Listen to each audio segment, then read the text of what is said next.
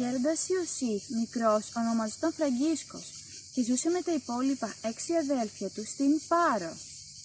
Ήταν ζωηρό αγοράκι ο Φραγκίσκος και αγαπούσε πολύ τα αστεία και τα πειράγματα. Μία μέρα όμως έκανε μια σοβαρή σκανδαλιά που αναστάτωσε όλο το χωριό.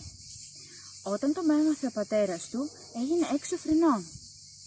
«Θα φάει το ξύλο της χρονιάς του άμυαλος», φώναξε δυνατά και κάθισε στο σκαμνί του δίπλα στο τζάκι, ετοιμάζοντας μία βεργούλα για να πραγματοποιήσει την απειλή του.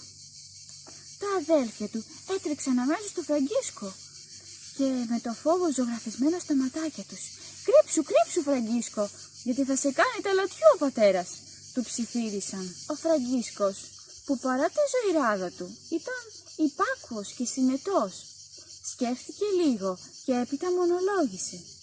«Εφόσον θέλει να με δείρει, θα με δείρει.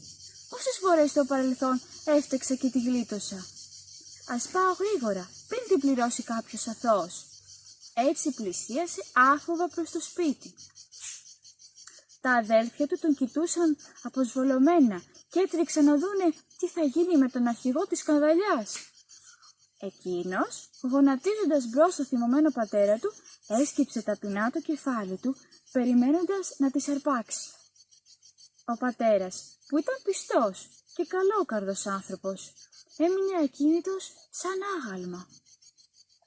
Ποτέ του δεν περίμενε να έρθει ο ζωηρός του γιος μόνος του για να τιμωρηθεί.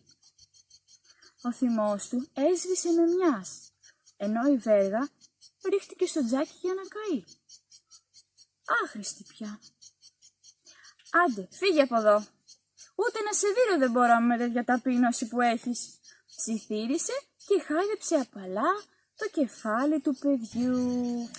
Ο Φραγκίσκος φυσικά δεν περίμενε να ακούσει δεύτερη κουβέντα. Έγινε αμέσως καπνός.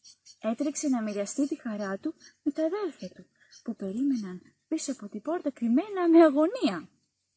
«Παιδιά, με την ταπείνωση γλίτωσα το ξύλο του μπαμπά. Ας προσευχόμαστε λοιπόν, παιδιά, στο Θεό με τις πρεσβείες των Αγίων και του γέροντα Ιωσήφ να μας βοηθά, ώστε έτσι να ξεπερνάμε κι εμείς τους καυγάδες και τους τσακωμούς στο σπίτι, στο σχολείο, με τη δύναμη της ταπείνωσης».